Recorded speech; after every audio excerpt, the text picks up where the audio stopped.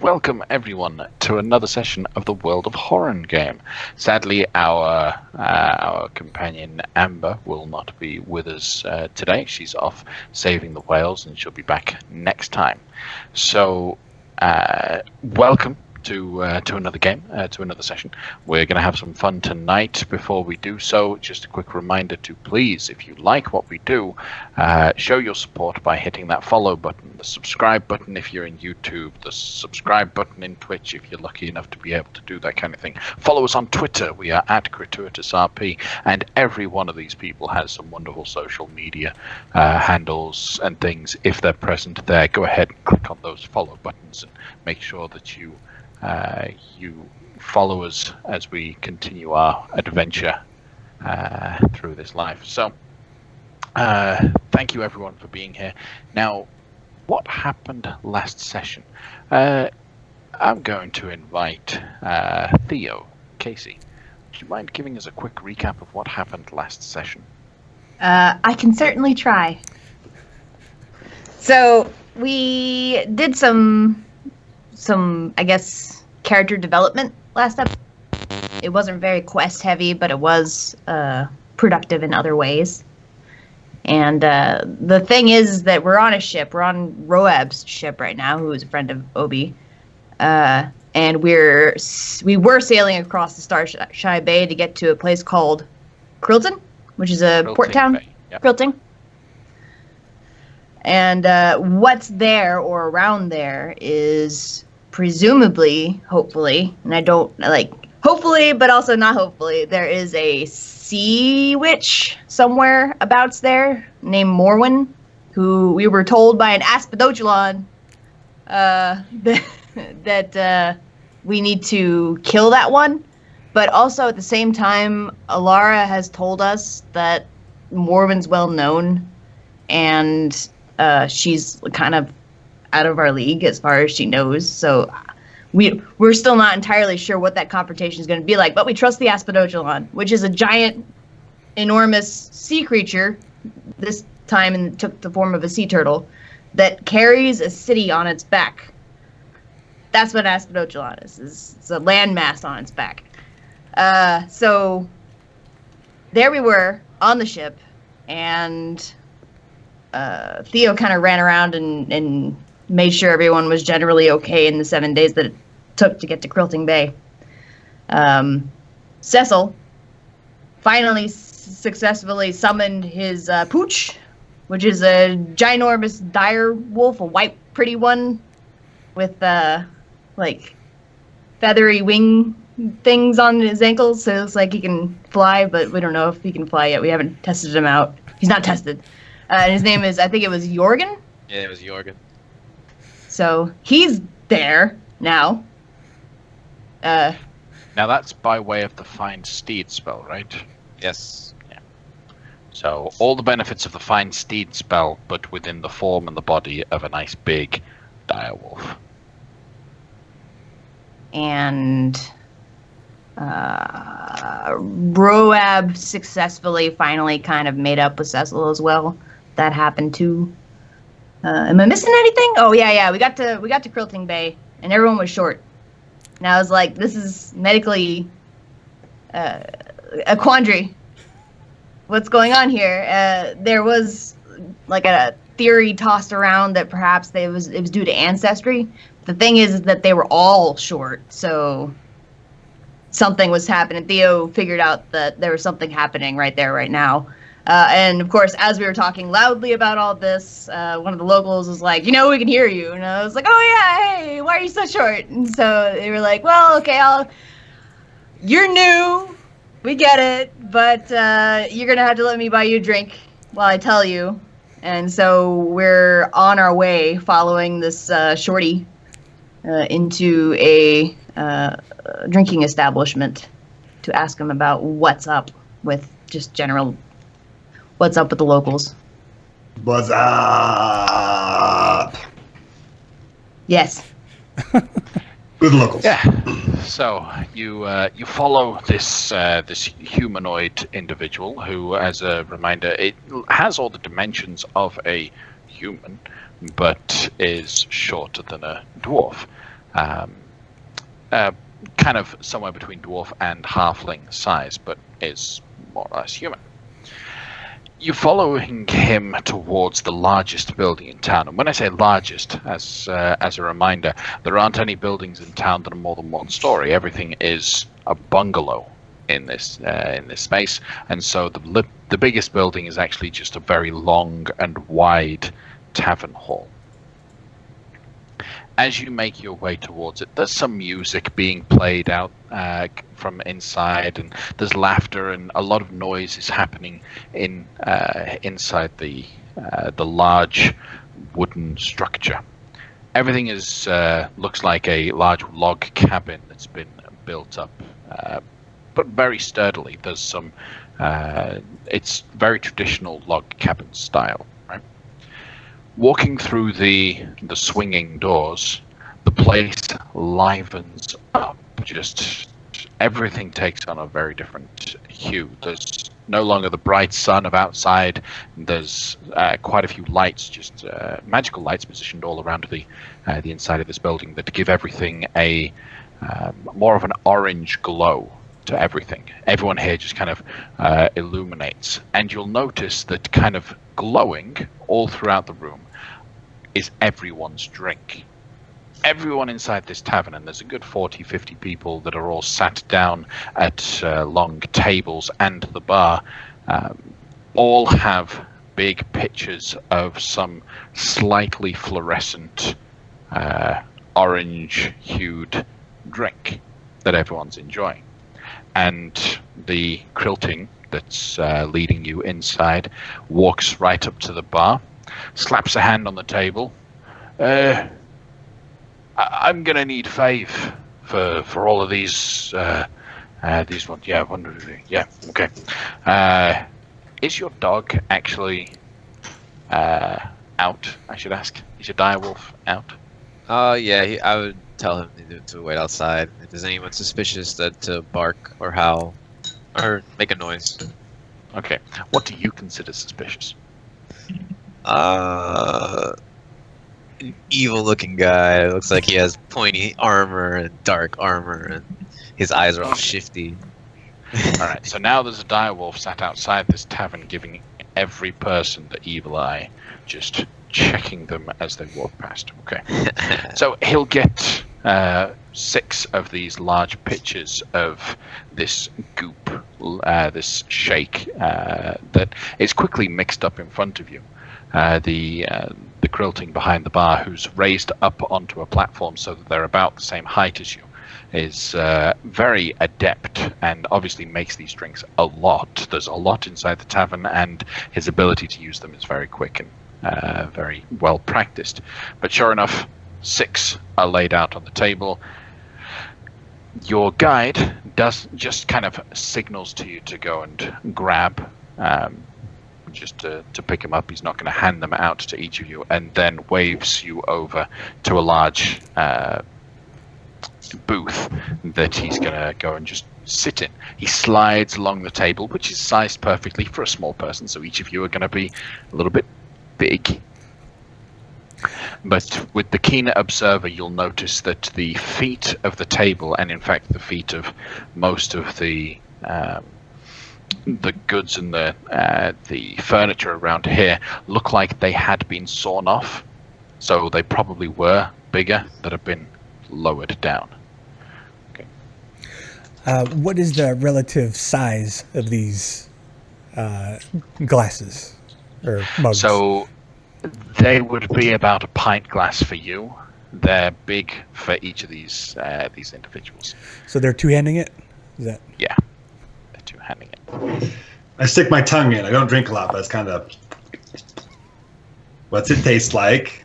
Just... Lots of oats, very grainy. There's a little bit of a dairy taste to it. You're effectively eating a nutritional protein shake right now. Put it down. It's not great. It doesn't taste fantastic. I dig it.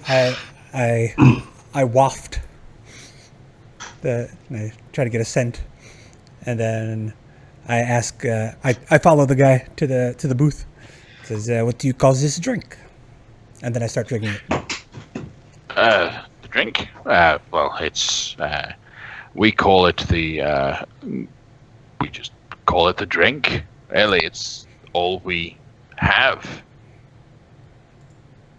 I mean, you'll notice the bar doesn't serve anything other than this. And it's nutritionally complete. You don't need to eat, drink, nothing. This will be everything you need. Is there what is it called? Is there a name specifically for this? Oh, I mean, it's been around for a while. I mean, The orange drink. yeah, I mean, it's just the drink. I mean, there's, as I said, there's no other drink in town, so we never really felt the need to name it. Would you like to give it a name? I heard of something like this in another town called Mother's Milk, but I don't think that is what we want here. No, Mother didn't make this. No, mudder, as in dirty. But it's cleaner here, so it's not Mother's Milk. Oh no, this stuff this is good for your bones. Help you grow big and strong. And he flexes a little bit. Is it working? Oh yeah. Look. Pulls it. He flexes in front of you. See? He's got no muscles. He's not. He's a workhorse kind of an individual, but not a toned combatant like yourselves. So, don't think I've introduced myself to you. My name is Gli'ldoor, and welcome to Crituitous Bay. So this is obviously your first time, so just to let you know, yes, we're small. We know it. No, it's not politically correct to bring it up. So, how can I help you? Oh, what are the fun things to do in town? What is different here than anywhere else? Well, we enjoy from time to time a good amount of water sports. You ever played in the water? Not sailed, like traveled to a place, but actually really played in the water. Can't say that I have. Do you not fear dangerous creatures lurking in the water? I mean, there's dangerous creatures lurking on the road. Are you afraid to go out to your house every day? That is fair, but I am able to more clearly see the threats on the roads than I am in the water. And perhaps I just do not spend enough time in it, and I continue drinking my orange drink. It's a good drink. If you're into protein shakes, you'll like it. Yeah, well, I mean, most of the kids just enjoy going off to the point of the cliff and diving into the water. It's a long jump, especially for someone like me. I see. You are permitted to say these things. We are not. I understand. Yeah, we can make those jokes. You can't. Are we allowed to laugh? Yeah. Or will that affect you too? No, you're good. So, are you here for business, pleasure? Are you just traveling through? You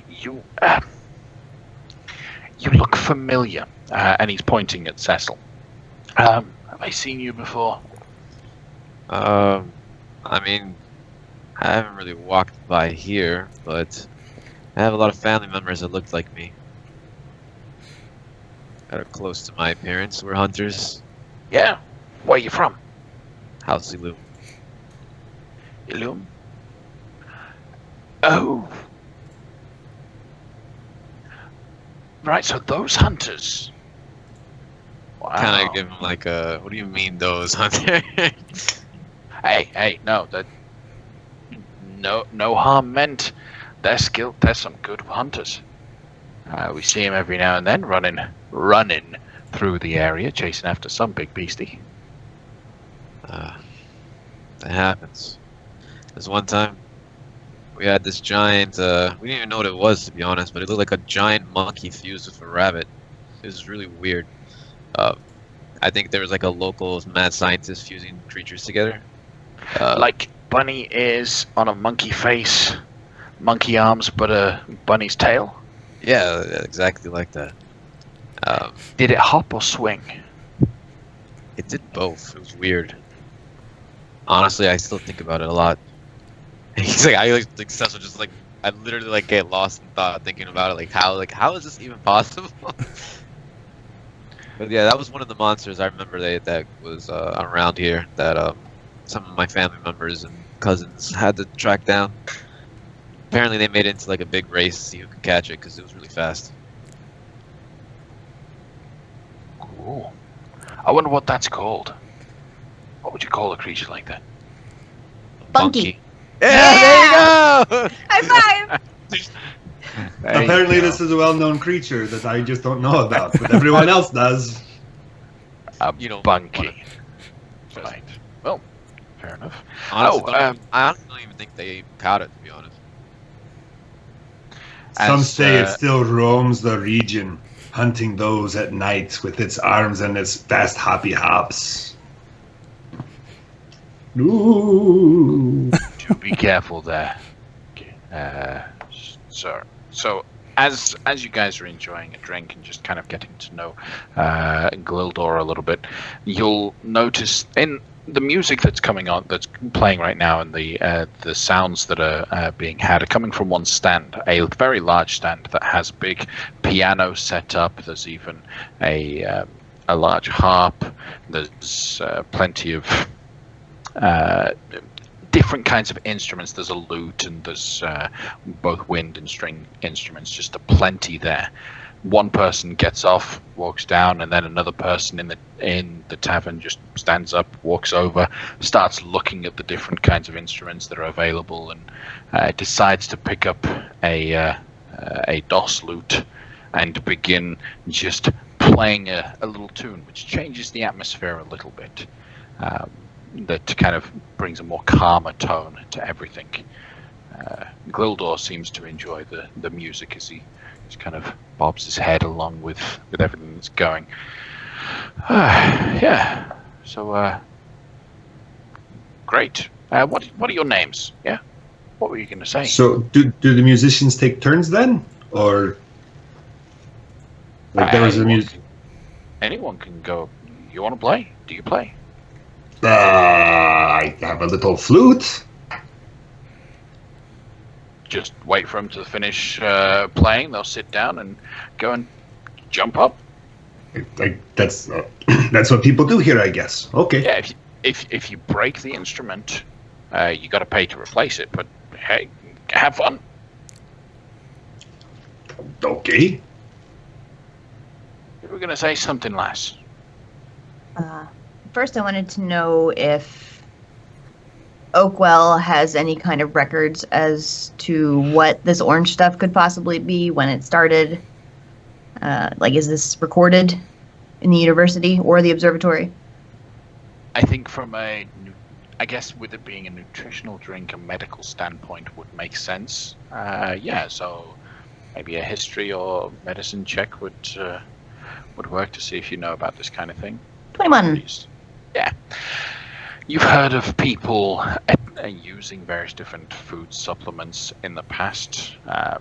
Generally speaking, there was a time, a very long time ago, when groups of travelers and merchants began to trade in a type of dried powder and dried goods that could be used for long extensive travels that you just simply need to mix with water, and it is everything you need for the day.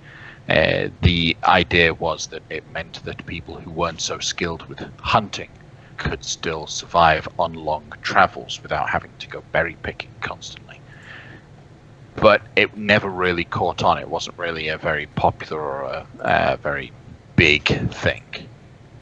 Is it actually sustaining, or does it, like, is it only meant for, like, smaller trips across country and you're supposed to go back to your usual? Yeah. It was only meant for smaller trips, and one of the reasons why it never really caught on was because people who relied only on this for nutritional supplement would have side effects, such as the loss of the ability to chew solid foods. Huh. Okay. Well, I'm just gonna whip out my herbalism kit, plop it on the table, put some in a vial, and just start doing tests on it, see what its pH level is, and if it's poisoned or not, or like could be considered a type of poison technically, or what the deal is with that. So, with your knowledge of this thing that happened in the past, which of your skills would this be an intelligence-based skill with your proficiency in your herbalism kit, or I'd be comfortable with that. Yeah, that okay. Seems. Go ahead.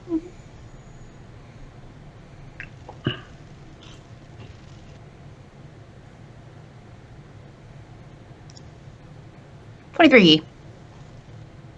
Nice. That's almost perfect, actually. Yeah.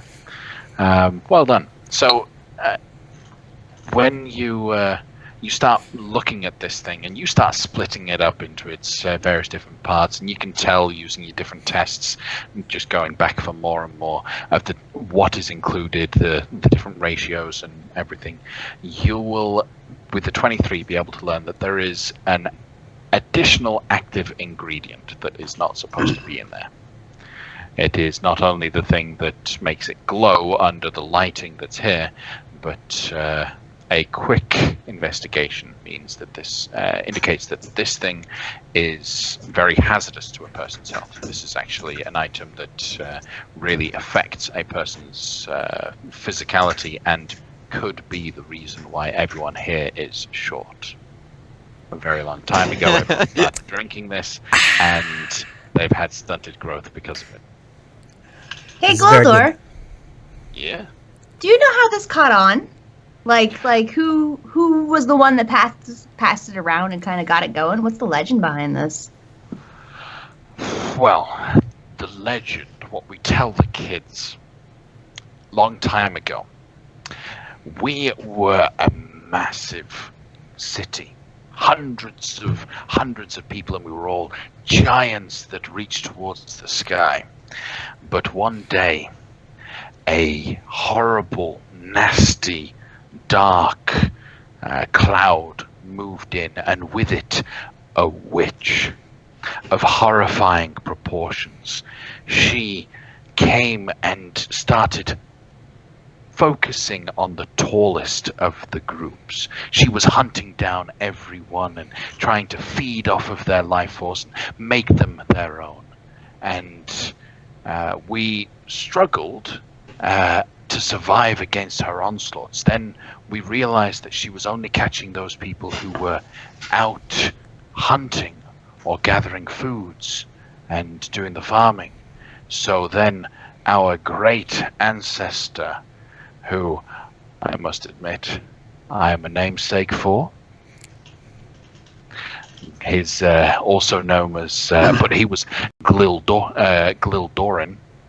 He came up with this brilliant idea of managing to secure our nutritional needs without the need to go far afield. And when we stopped leaving the city, this dangerous cloud woman would stop hunting us. And from that day onwards, we have all enjoyed this supplement because it works fine. Now that we don't need to farm for our own food, every bit of farming that we do is actually sold on to some other location, and we're all doing pretty happy, as you can see. I don't suppose, like, the non-children's version, the witch lady, the cloud lady had a name? Oh, I doubt that's actually true. Okay. I mean, I doubt that's actually that's a fairy tale. What probably really happened was just someone decided it would be economically better for the city to start eating all of this stuff instead. So we did so. So I am I imagine you've noticed that I'm messing with it here. I'm actually a student at the University of Oakwell right now, doing a kind of a internship with these fellas, and I think I might be able to actually make this a little more super for you. Like, who do you talk to? Well, that's. Do you have transcript? Do you have something to really prove who you are? Because I mean, this is our life force. You want to mess with our life force? Some people might be a little. Well, you test it first. You don't just dole it out as soon as it's like. That's why I say, who do I talk to? Because there's somebody who does this. You are getting in on the ground level here of something really great. Like, I don't want to miss that. I've heard that speech before. Our town council, they're the ones that guard the secret of its craft. No one but those within the council are permitted knowledge of its forming. Oh, I've already kind of figured it out. It wasn't that hard. That's why I say I think I can make it better for you. I think I can make it super. Get ripped. What could you do with it? What changes could you make? I think I could make it so that muscle growth is promoted a little bit more, but not at the cost of flavor. I lean into him and I say, she can make it so you guys can actually grow. Sorry, I didn't hear that. What was that? I whispered it to him. Just that she can make it that you guys can actually grow. As I lean back, just enjoying what's happening. Roll a persuasion check with advantage, Theo, because you have the help from Cecil. 11. Damn. I mean, we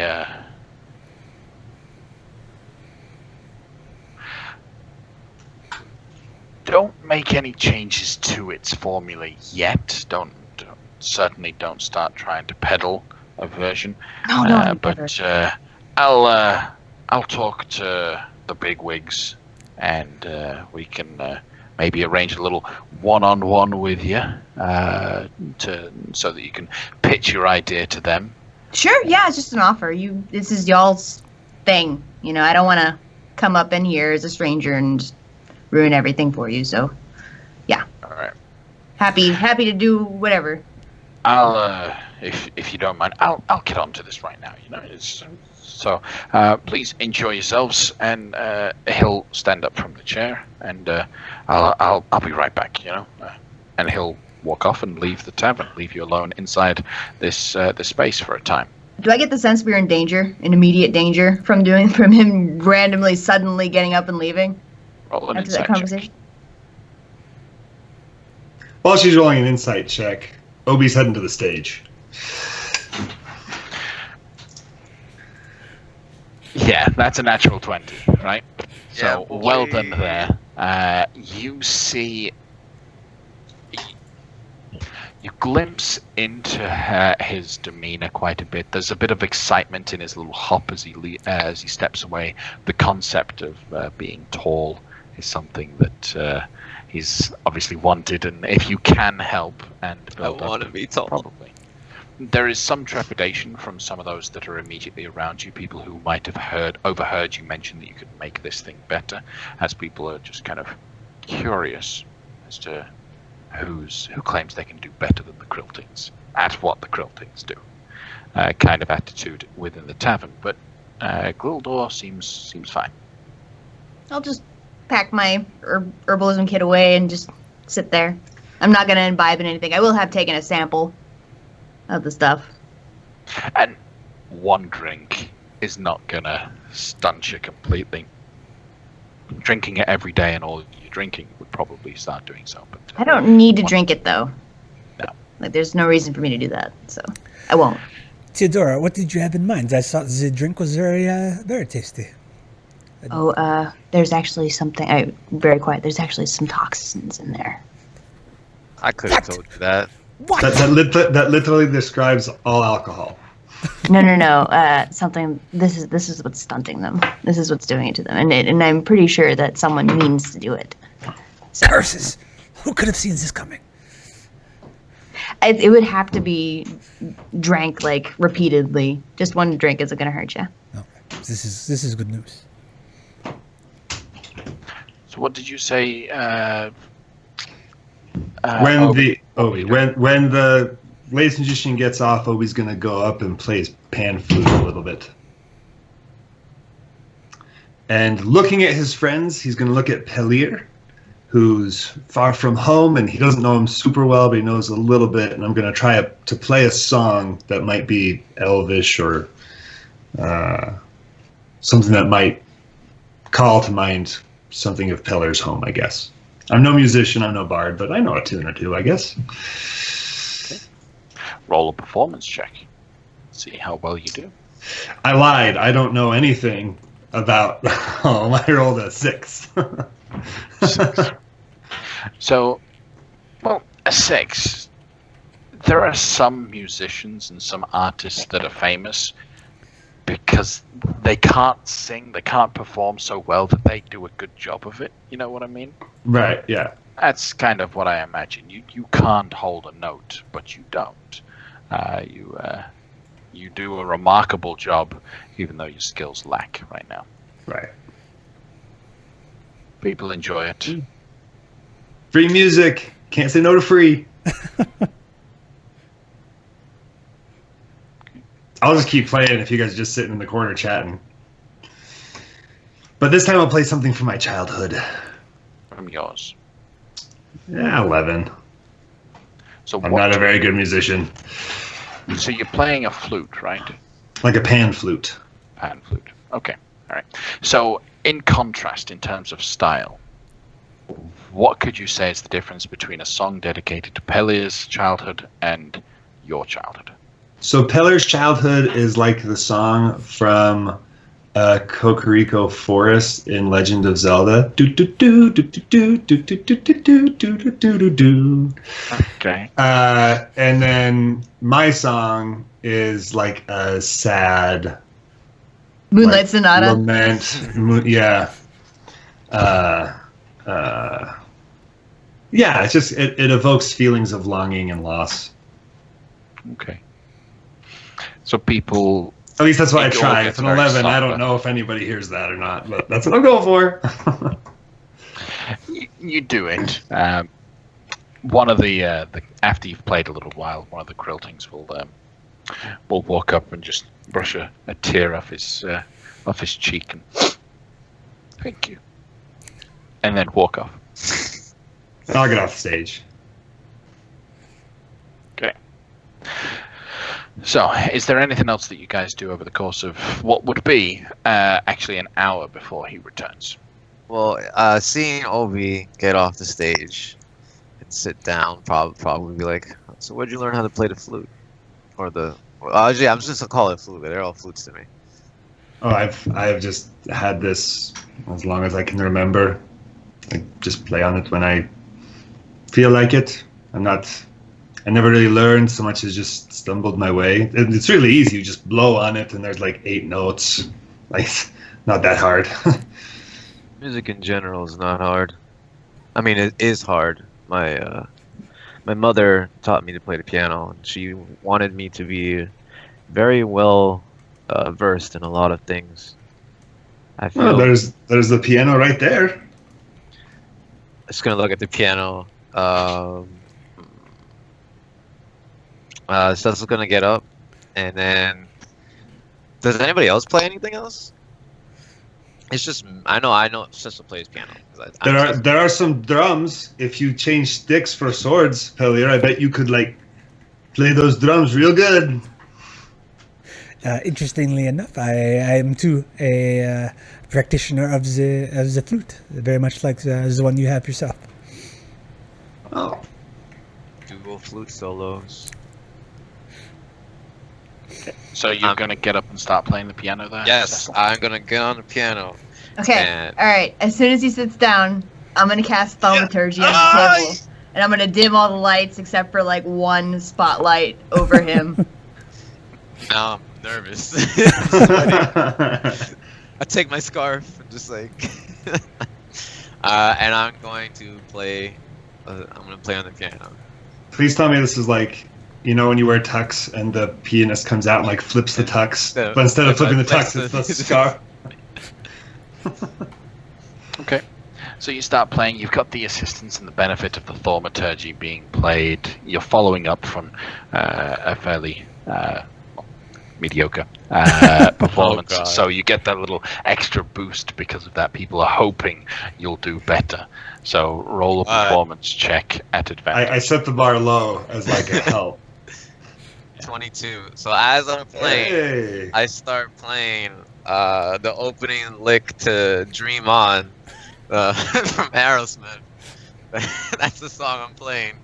But it is a folk song called Dreameth On that is taught to all the hunters. It's a beautiful melody.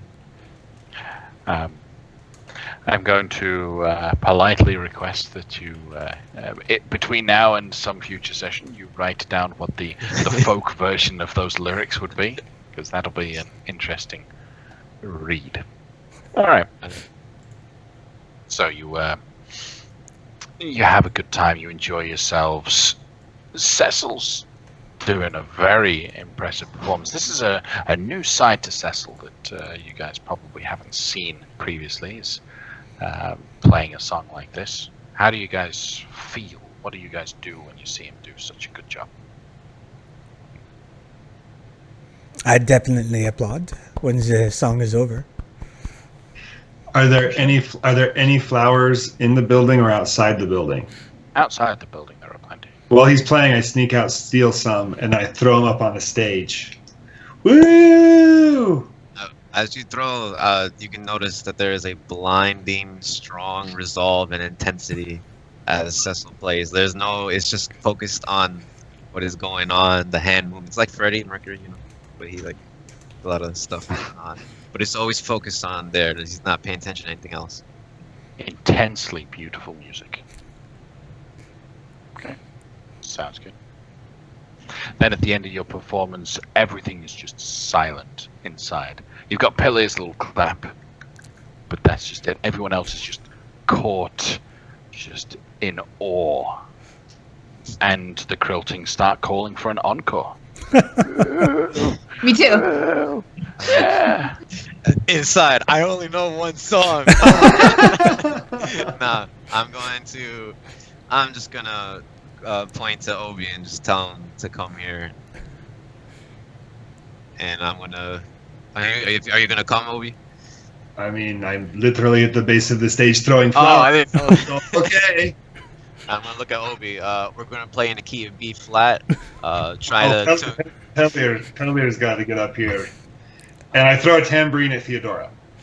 I dodge. I stay at my table. I play the timpanis. I'm trying to find a quote. Hold on. I'm trying to find the one from Back to the Future. It's like, all right, you can take through the time, and then when he was telling people how to play Johnny Be Good. Damn it! I should have got it ready. That's okay. All right, so I So tell the two Obi. of you start performing together. I feel like that's just going to give you disadvantage, but okay. I'm giving you advantage. Oh. He's backing up you. Yes, I'm following you. I'm telling you to play this note.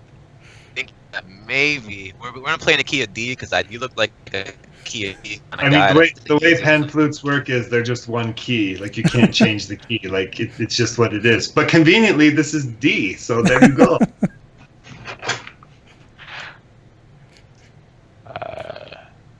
Oh, did Cecil freeze? Cecil froze. He's having so much fun, his internet just broke. No, he's pausing. He's waiting for me to come in so that he can join me. Now I'm trying to imagine Johnny Be Good paid on a pan food. That'll be an interesting one. All right. You guys will do a wonderful performance. I hope Cecil will jump back in and play with us. Your performance will take everything over to the time in which Gli'ldoor will return. He looks very disheveled, very distraught. There's even a little bit of redness to his eyes almost. He looks defeated, quite clearly. You saw him all excited as he was leaving, but then he came back and Mistress, what was your name again? I never introduced myself. I'm Theodora.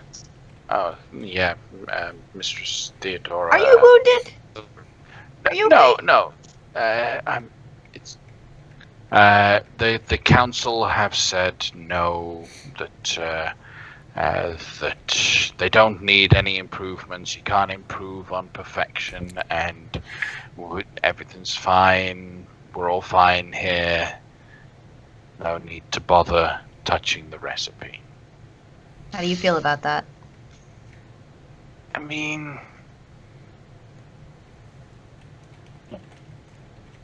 I can, like, he leans in close to really, like, and he'll actually saddle up next to you and sit next to you in the booth.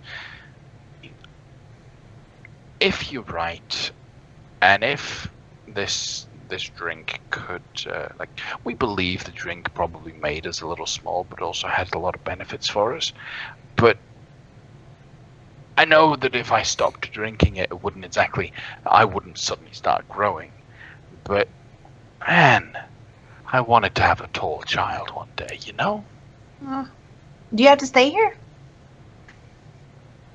I mean, you could. It's a dangerous world out there. You mess around in what was the thing you said about the ocean? Something like that? Water sports.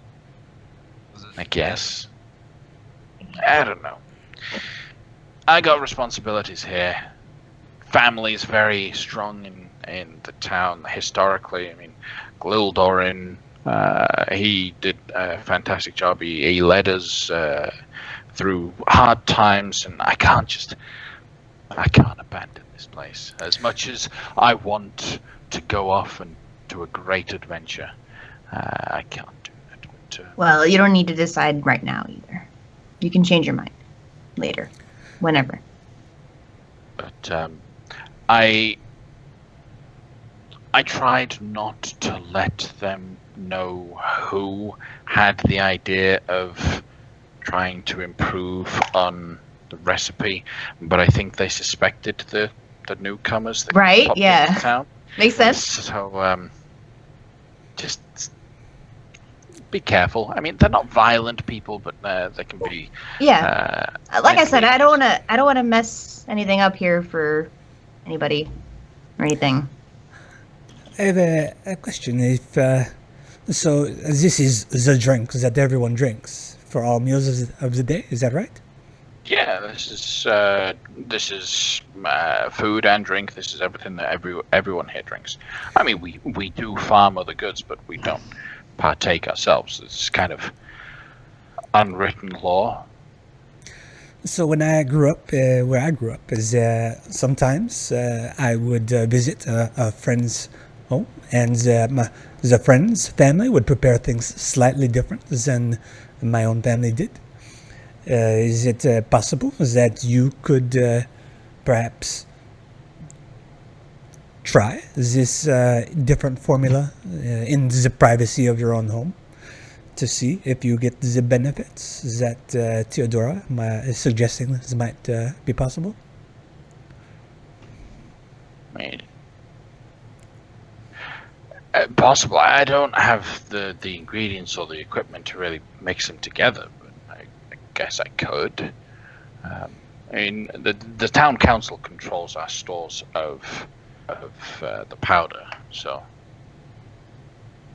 Do you think, Theodora, it would be possible to remove the whatever it is that is debilitating about this drink? Let me think about it.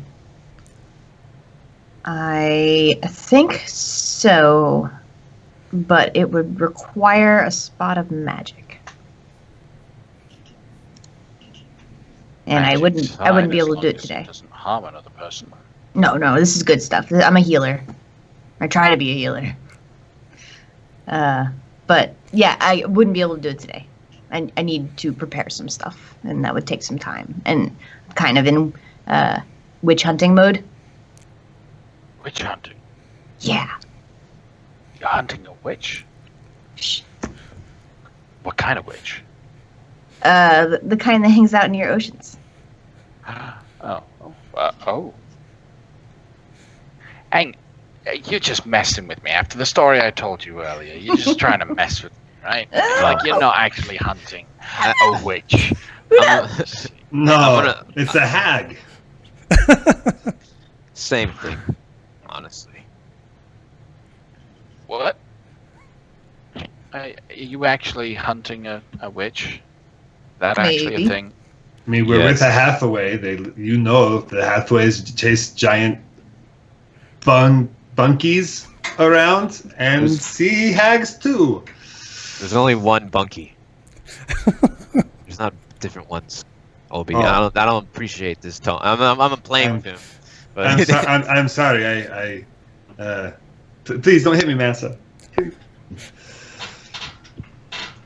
I'm slowly starting to think that Gli'ldoor has now a burning desire to start his own adventure and go hunting for the Bunky. That's going to be a mini series hell yeah. at some point. All right. I mean, can I help you with your hunt? I mean, I don't know. Not with the actual hunt, but I know the area pretty well. Is there anything in particular you're looking for? I don't know. I don't want to get you in trouble or anything, you know? Well, is that a children's story? Is it written in a book anywhere? Yeah. I mean, we have kids. We have little children's books. We don't have much of a library, but certain older members of town seem to enjoy keeping their own personal stores. I can probably find a couple copies of the old folklore if you want. That is a great idea. That keeps you clean, the old Gli'ldoor. So, yeah, that's good. Okay, cool. Yeah. So you obviously you're welcome to hang out in the city. If you need a place to stay, I've got one room. It's not very big. It can at a squeeze fit most of you in, but if you need other rooms, the tavern's got a couple you can buy for the night. As I mentioned, just kind of stay clear of the town council. They might not be too happy with you if you start poking your nose around places, and just stay away from the council hall, which is off to the northeastern side of Crituitous Bay. And the gardens around there. You should be fine. All right. Great. So I'll go find those books if you need. So my house is just across the street, down 3 houses, and then off to the left. It's just me for now. So you can make yourselves at home. I'll see if I can find a couple copies of that story for you. I think for the sake of your safety, we're going to get a room at the tavern. That's very, very nice of you. Exceptionally nice of you. But like I said before, I just don't want to put you in jeopardy at all. You've been so nice. Wow. All right. Well, don't be strangers. Yeah, we'll be around. We'll be here. So I'll come back with what I can find. Yeah, I know someone who's got a couple copies. Yeah, all right. And once again, that little spring of potential adventures back into his step, and he hops away. So you've got a little bit more time in the tavern, or in the town to yourselves, while he starts going from house to house looking for copies of the folk tale. Courthouse, everybody, courthouse. If they try to come at us, we could just pick them up and throw them. It's probably the best thing we can do. What if they are powerful magic practitioners? Then their size is of no consequence. Then we'll pick them up and throw them at each other. Hopefully knocking one down as they cast magic onto themselves. I know how to do that. Exactly. Plan. That's good. Good plan, guys. I will see to our rooms. How about this? I wouldn't particularly serious. I just thought that would be funny to say at that time. We can go to the courthouse if you like, but I don't know what the plan would be. Other than Well, to and throw people into each other. well, and we are here because we need. We are here because we think the hag is around here, but we're not ready to deal with that just yet. So what are we doing exactly? Cecil, you are. I know that you have these powers sometimes that you are able to, like when we were in that cave, you were at once able to determine that these women were fiends. Are you able to sense anything of the people here? I As I think- activate it. I think You Ilara activate said your that senses. the hags might be able to conceal their appearance. I'll give it a shot, but it's only a pretty short range. Well, not short, but it'll only be around here. And I activate Short the mind range is sight. perfect for this place. All Ah, right, so you activate your divine. There we go. There we go. He's got it. You activate your divine senses. You don't sense any celestials, fiends, or undead within 60 feet of you that are not behind total cover. Yeah. You do, however, detect an area of the town that has been desecrated. Ooh. I explain that to Thalir, and then I look at everybody else and like, you guys want to go on a little field trip? Yeah. Your tingling senses, as you pay close attention to them for the time being, you feel the little bit of a pull of darkness to some degree towards the council hall and the large garden behind it. That garden behind it has been desecrated of some particular form. Now, do you head close? Like, you get a little bit close enough to be able to use the divine sense on it, which does bring the party within a certain range of the garden. Who out of the four of you will assume that Alara has at this point gone back to the sea for a time being, for a little swim? Probably went and just, as soon as she heard about the people jumping off the cliff, she ran and jumped off the cliff. So those four of you, which of you finished your drink? It's Thalir. I down that sucker like nobody's business. Yeah. So I Phil, licked a little, but didn't care for it. yeah, you just licked a little bit. You just had a little sips. That's fine. Downing the complete drink, and so soon afterwards being within proximity of this desecrated place, I need you to roll a wisdom saving throw there, Pelé. No problem. I would be happy to do this. A wisdom saving throw. I am next to Cecil, am I not? Yep. Close enough. You guys, what, +5? Is it is it 13? 13. Okay. So, you know how at this point in time, Theo and Cecil both have 1 point of greed. Pelé now has 1 point of gluttony. Ooh. Okay, so just a little tint of gluttony right now. Not a lot, but just a little bit. I'll add that to my list of sins. All right. So what do you do when you discover that the town council hall and the garden behind it specifically has a desecrated space? Okay, so is this space, does it feel like, I think it was last session or 2 sessions ago when I sensed darkness in me and Theo? Is this the same feeling?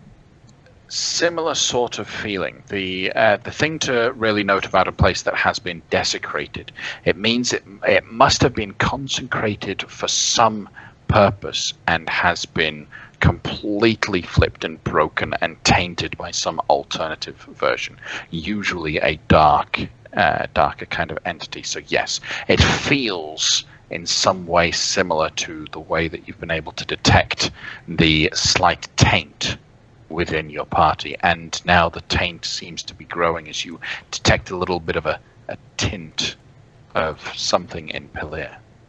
Alright, I'm going to turn to Theo, and I'm going to tell her. When we were in when we were under the sea, I decided to see if maybe I can feel Morrowind was there, or anywhere near us. And as I really prayed hard, I think I broke a blood vessel. I was able to feel there was some sort of darkness inside me and inside of you. Oh, that doesn't surprise me at all. Not. I just kind of just looked at you like, and now Valir has the same darkness, and it's coming, and it's the same type of darkness that's been in that desecrated place. Oh. So this is not the type of darkness of you're gonna drink your problems away, and no, this is something new entity that has gotten inside you, has gotten inside me, and now Valir. Oh. And shockingly, not Obi yet. He's As impervious. he broods darkly in the corner. You can't corrupt the corrupted. That's true. Valir, how do you feel? I don't know. How do I feel? Do I feel any different? No, so as I mentioned before, these things are more for your interpretation of how would Pelir act or feel when he's a little bit tainted by gluttony. So just a little bit extra gluttonous to him. Not much, not really much that's noticeable, really, I would say. If you're fine, why do you ask? This is an odd question. We are standing in front of this courthouse with this garden. It seems you may have been infected a little bit by what's going on here. But That is nonsense. it's nonsense? In fact, you said the drink is fine if you don't have it very much. I just had one drink. Well, it might have been like a combination of having a full drink plus walking where we're walking. I don't know for sure. I was gonna ask though if you wanted me to try to purge whatever's in you, or if you wanted to stick with it and see what it does. I kind of want to see what it does personally. But I don't feel anything, but I'm happy to be your guinea pig. we'll all be guinea pigs. Okay, well, I'll save my power then, just in case witches, Could you even purge whatever we have? I don't know. You can try. I sent a full-fledged greater demon back to wherever it came from once, so I imagine I can do a lot of stuff. If I try. That's true. You are the professor doctor. Yeah, but if he feels all right, then I'm not gonna fuss over him.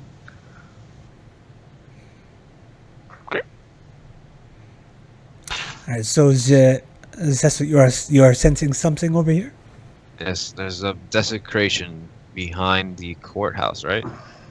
Yeah, so what you have in terms of the council hall, again, Council hall. small, it's a small building. This one is mostly actually stonework. It's a very Tudor style building with wooden support beams and stone that's built within the wooden supports. The building has a very black and white feel to it, which contrasts from the browns and the colourful aspect of the world behind you. The garden that's enclosed behind is enclosed by a 5-foot tall wall of very old broken stones.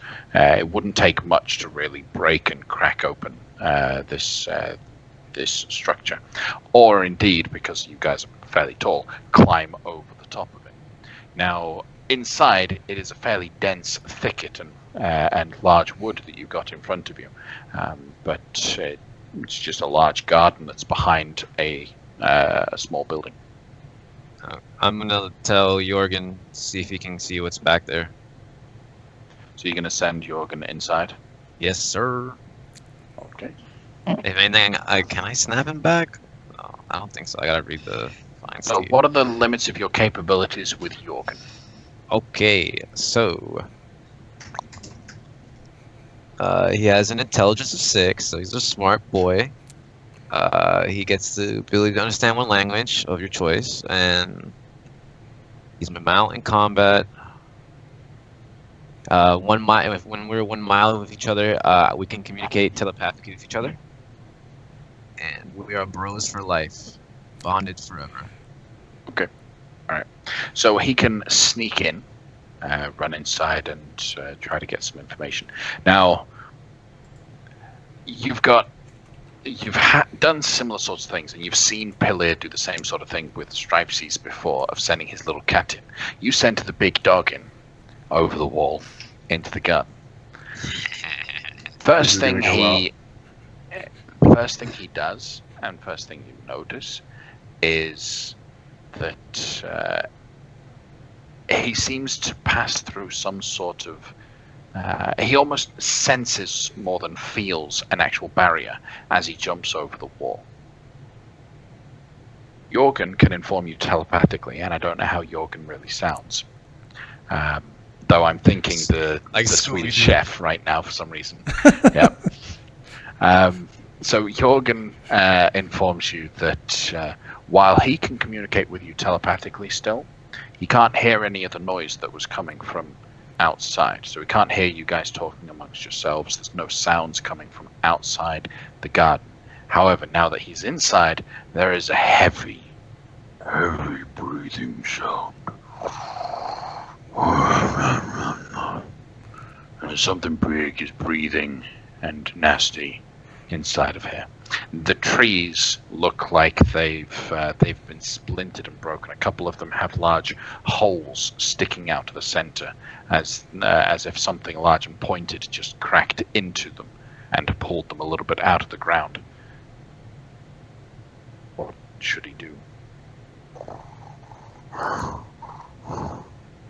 He's telling me this. All right, I'm not gonna risk it, because I'm gonna tell him to come back, and I will tell everybody else. There seems to be a protective barrier that is covering something that's in there that sounds like a beast of some sort.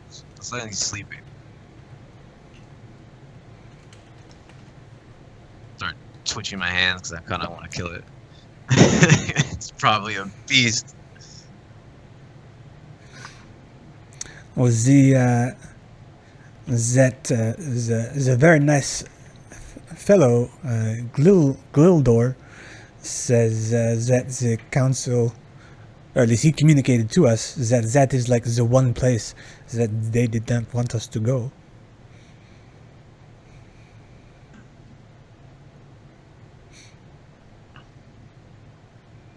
I can see why. So what are you guys doing? Do you think it's for our protection? That if we were to go in there, we would certainly be torn to shreds by some terrible creature? No, I don't think the council's on our side or thinking of us at all in that regard. They want us to... the way that Gli'ldoor returned, he was very dejected. He looked almost wounded. Pretty sure that whatever's going on, the people that are in charge are like guardians of it. It's a theory, Yeah. but It could be the same. It could be some. I don't want to. That would be too metagamey. What they could be doing, what they could be protecting, if that is the theory that Theo is saying, is obviously something evil. Or I bet it's like the milk of this thing or something that makes the orange stuff. Oh, that's gross. Yeah, I know. I know. What if it's something else? Maybe we don't want to know. Yeah. Well, now we have to find out for certain. What? But- What is that? But what Let's if go. we have to defend ourselves and we kill it and we end up destroying their... Economic Source of food. way of living. If you like, we can just walk up in there and say, "Do you want some help?" And if they say no, then say, "Okay." All All right. I am with that. I like that plan. Let's go. Okay, so we're gonna go up in there. And I'm gonna flash my badge. I'm gonna be like, "Hey, I'm an You have a inspector." badge? All right, my bracelet, okay, family scarf. bracelet. Ah, I'm going to say, "Hey, I'm a health hunter." inspector. Exactly, a health inspector. I'm a hunter of Lumencia, of House of Loom, House Clan Halfway, and there is a dark presence here. Blah blah blah blah blah. So in showing the bracelet, will at least they give us a little more leeway, since they know that only family members of the clan can have it. So hopefully, we can get in, get the answers we need, and if we have something that needs to be killed, we kill it. Just be prepared. They might pull that this is out of your jurisdiction, BS. So just make sure you're prepared for that. I'll give him the good old no you. Don't worry. Well, Okay. good luck, and I cast guidance on him. So you're going to go walk into the town, the council hall, and speak to Yes, the town council if they're in there. we're strutting in. Wait. All right. Just to clarify, are we going over the wall into the garden, or are we going No. into the? Around. We're going. Okay. Okay. So you walk around in through the front door. You'll Obi looks see. longingly at the wall he could have climbed over, but stays with you guys. Did I see that? Yeah. Do you want to climb over the wall? I'm okay. It's fine. Let's go. Let's go. You could use your reconnaissance. But if we're going to walk right inside, that doesn't matter much. So you walk around to the front door, walk in through the room, and the council that you see in there, a little eccentric looking compared to the individuals you've met previously. And there are 5 people sat at the points of a 5-pointed table. Like, it actually is designed to look like a star, and each of them are in the little 5 cubby holes between, with the table on either side.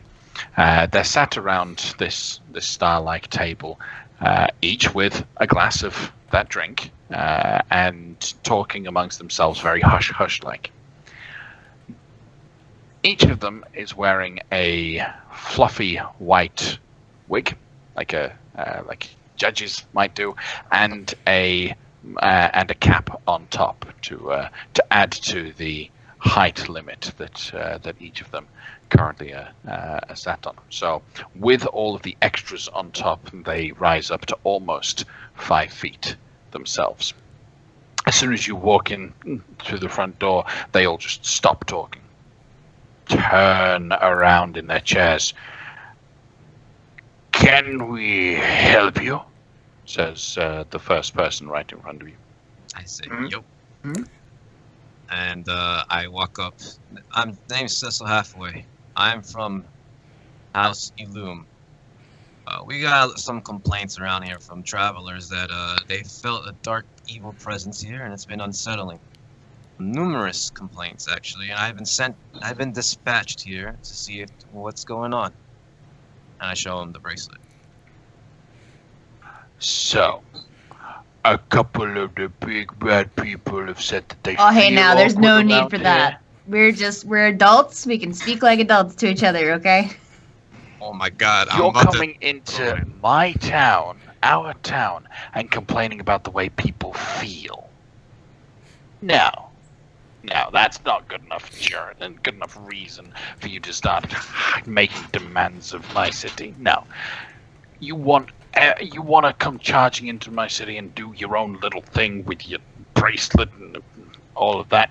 No, you need evidence. You need to bring any sort of proof or reason for it. You've got no reason. You should probably go.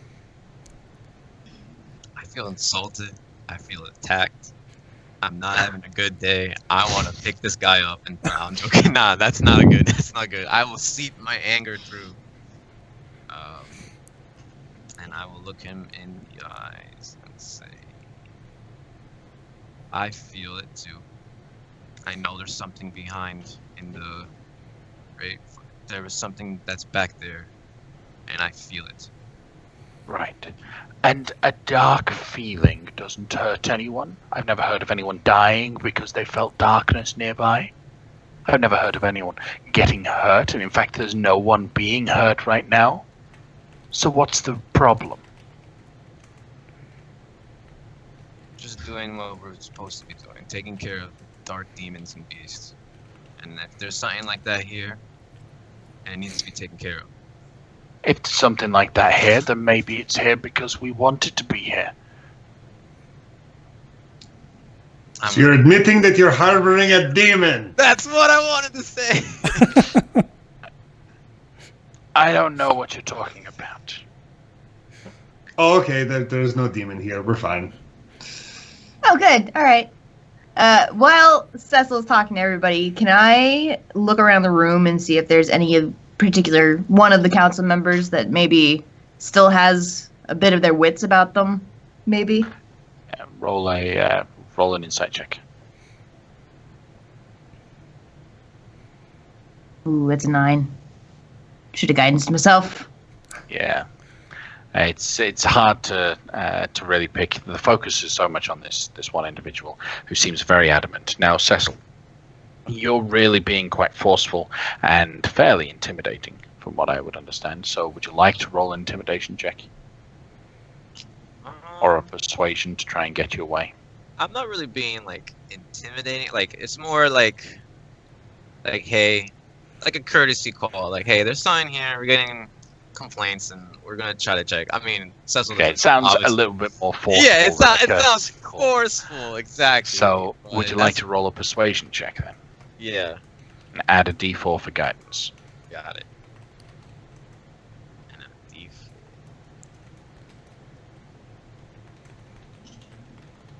Oh, so 16. 16. Alright, fine. If it'll keep you quiet, I mean, it's just a feeling. Go on in. You want to deal with it? Go. What? Whatever might be there. Go on. I'll even open the door for you. Oh, great hunter. And he'll pop out of his chair and walk over to the door and open up a door to the back garden, and you'll see the garden is out there. Okay, cool. Are we heading through, guys? No. We came here to investigate. You think there's something back there? Let's go check it out. Check that door, Cecil. I'm gonna start What's up with walking that up. door? I'm gonna start walking up, and I'm going to pick up the little man and take him with me. Roll an athletics check, trying to grapple him. Is there a place, like, I don't know, some sort of obstruction, a small obstruction anywhere in the room that, made the size of a cat, perhaps, that the people at the table wouldn't necessarily have a direct line of sight of that thing? So okay. What you're actually trying to get at is you want to summon Stripesies and hide him inside the room. Is that right? I want to leave him in the room, but I don't want them to see that You don't Stripesies want is them there. to see. Yes. Okay. There will be spaces for you to be able to do that, yes. There'll be small little alcoves, plenty of boxes, bookcases, or things that even a banner or a flag that he can stand behind, so there's options for that. I do exactly that. Cecil, roll your athletics check as you try to grapple this guy. With guidance, right? Nope, because you used guidance on the... Natural 20! Yes! 27! I wanted this so bad. Grabbing him by the scruff of the back of the neck, you pick up this little man and throw him over your shoulder. He's screaming, he's whacking on the back of your back. The other 4 council members then stand up and they don't crowd you, they actually all just back away. They head to the back of the walls of the room and just watch as you guys have picked up the lead council member. What are you doing with him? Hunt me! I'm gonna look at the people in the back like, don't worry, he's just collateral, just in case of anything happens. we need a tour guide. Exactly. And we go. Yeah, Jorgen, after you.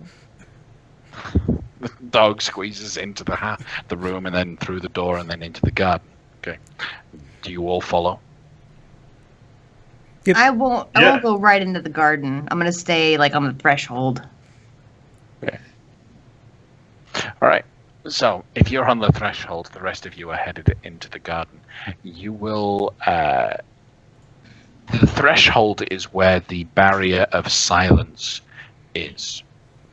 So when everyone in the party moves through the doorway, they'll head into an area that to Theo is absolutely quiet, silent. But from their perspective, again, loud. Real quick, I'm going to check the components real quick. I'd like to cast a spell. I'm going to make sure that I can do so.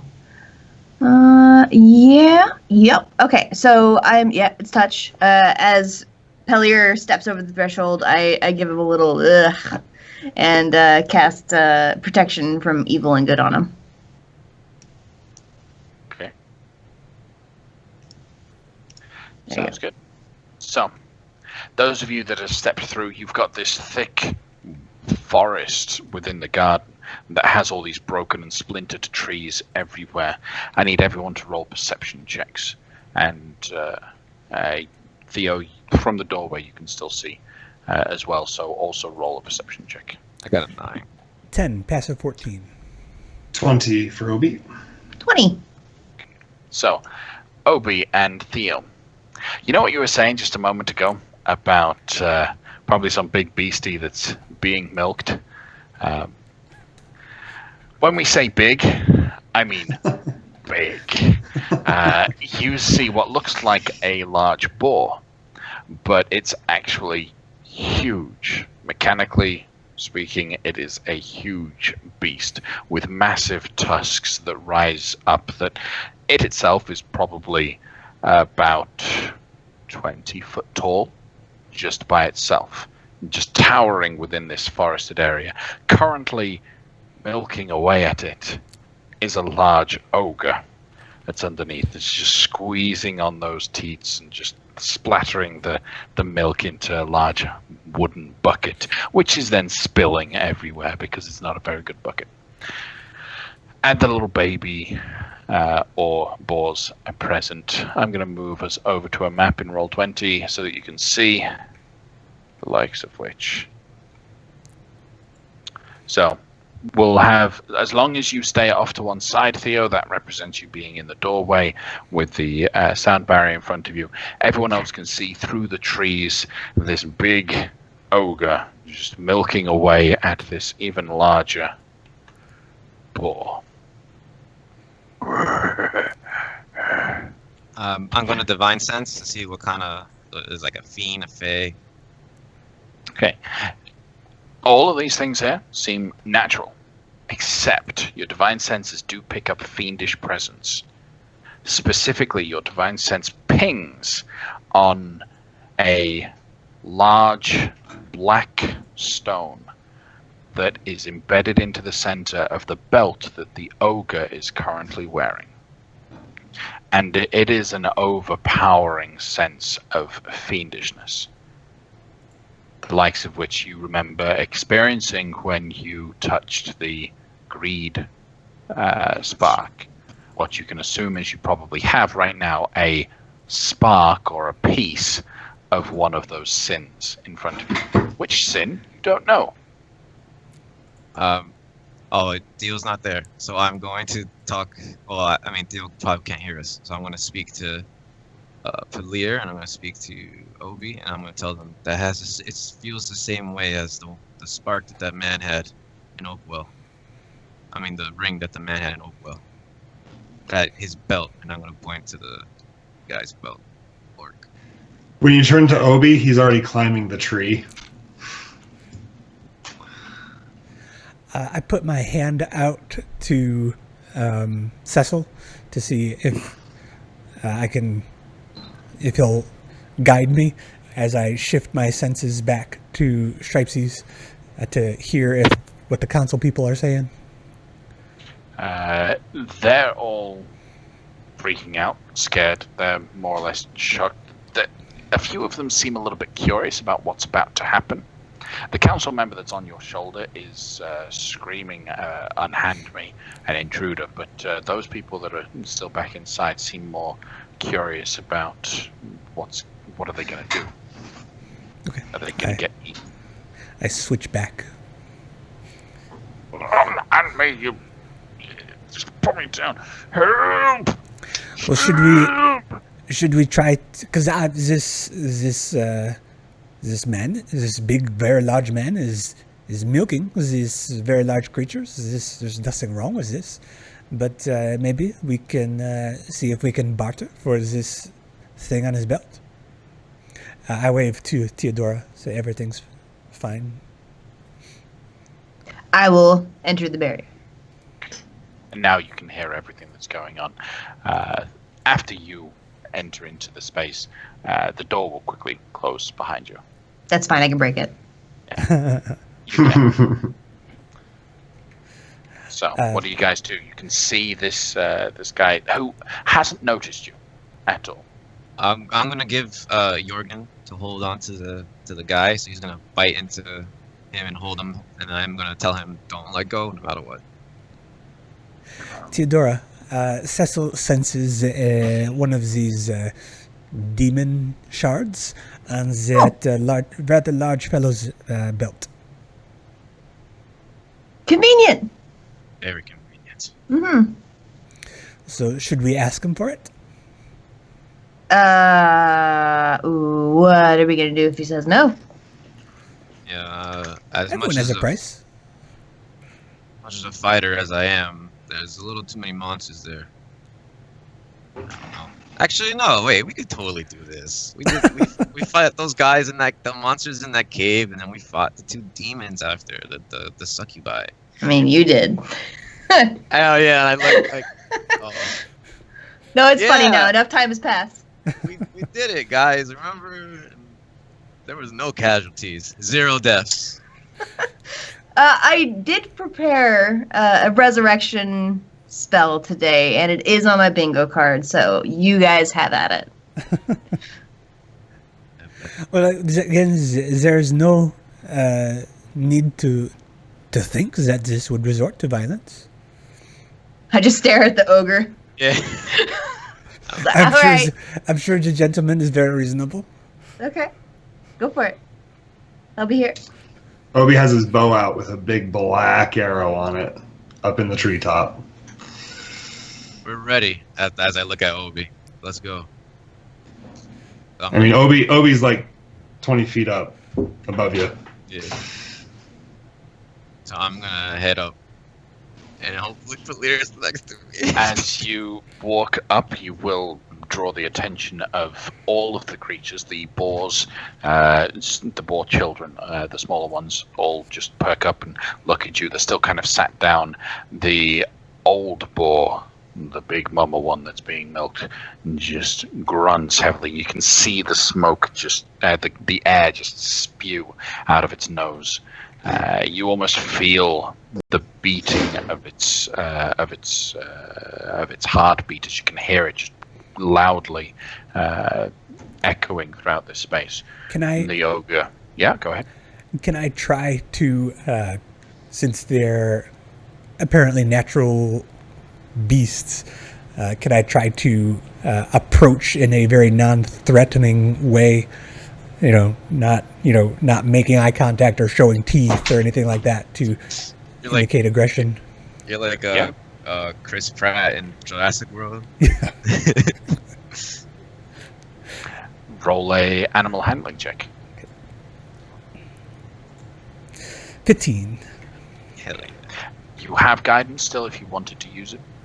I don't know if you do on this, didn't you? No, you had protection. That's why you were given protection. Okay. So they don't seem to attack you as you approach. They don't seem to get too aggressive. They're defensive and they're cautious, but they're not aggressive as you begin to approach. The ogre will stand up and stretch with his large belly just pushing out towards you. Another time for my tribute. Oh, I get to feast on him today. Oh, what did he do? And he's looking at the council member who you have inside of a dog's mouth, as he seems like, okay, you're going to offer him to feed on that. Come on. I look back at the council member and say, what is he talking about? No. I'm not food. This man, the one with the white hair, he's dinner. Obviously, I'm not dinner. He's the one that we're presenting to you, oh great ogre-san.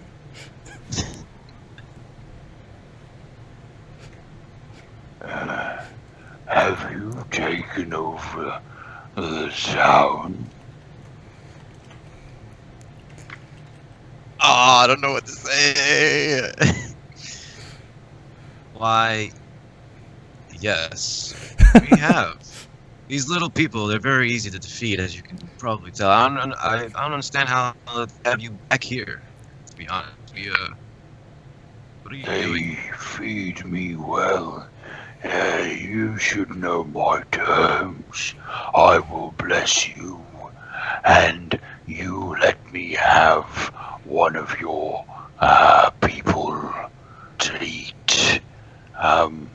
As you can notice, they're little bite-sized, fun-sized people, I call them. They fit nice, like a little meal by themselves. So, do you have any? Well, yeah, I guess I can feast on him today, and next time, you can give me another small person.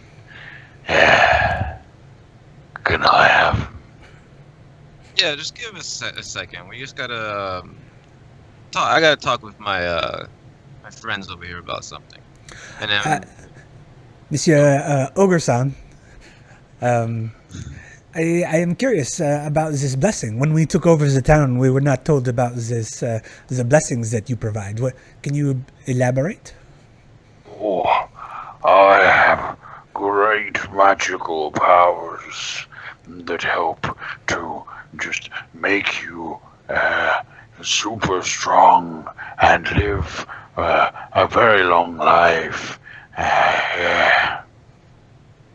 That is a fascinating blessing that you can grant. Very powerful, very useful indeed. Thank you. I'm gonna look at the head honcho that's currently grabbed, and I'm gonna say He looks terrified now.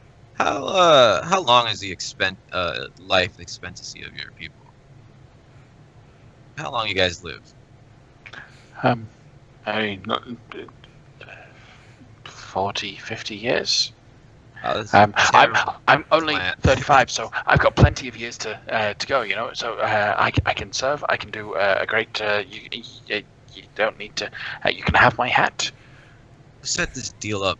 This is a terrible deal for you people. Well, he only eats one every few weeks. That's better than eating all of us. How did he get here? Been here a while. He's the great, powerful him. Ogre-san. Ogre-san. Oh, yes. yeah, Ogre-san. I love setting the memes, guys. Well, I'm going to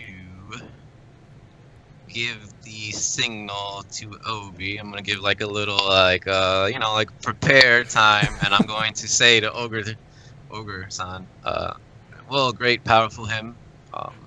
You may come grab your feast. So the dog is actually very terrified of my giant wolf. Is actually a big scaredy cat, and it's very terrified of the boar around you. So we will leave him there, and you can grab him and eat him. We'll continue this arrangement. Good. He stands up and he starts brushing his feet against the ground as if he's getting ready for a charge, and he launches himself forward at a very fast pace for such a large, rotund individual as he charges towards the meal. What are you doing as he reaches that point? Yeah? Would it be possible for me to try and grab the rock off of his belt as he runs by. It's possible. Can I try it? Certainly possible. Yeah, roll an athletics check to see if you can, because it's going to require quite a lot of strength to really grab and pull that stone out of his belt. 13. What were you going to say, Cecil? No, I want to see if maybe I could try to help him, but he already rolled. And he's also somewhere else. Yeah, okay. Not right next to him. It requires a bit too much strength. It's too well embedded into the craftsmanship of this particular belt. You're unable to get it. He will reach down and he's going to start. He's going to try to feast on the council members. What are you guys doing? Okay, I am going to. Essentially, are you going to let him feast or are you going to start attacking him? Should we be rolling initiative right now, guys? We're attacking. Okay. Then let's roll for initiative. Obi got some kind of signal, and he's just waiting. Like, we didn't go over signals beforehand, so not sure what this means. It means do what you usually do. You shoot your arrow. How do I do my doggo?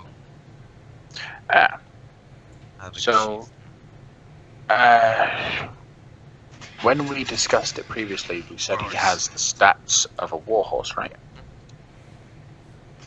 Yeah? Yep. So for now, you'll have to just do it manually. Okay. So that's 12 plus 1. His dex is 1, so that's plus 1. Okay. Let's get this roll for all of the Scrofa. Get out of here.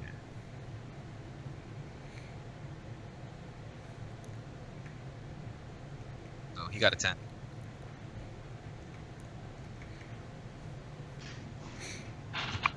It's just taking a moment to load up. And the big old boar. Okay, so he got a 10, you said? Mm-hmm. Okay, I've not missed anyone else out from the initiative.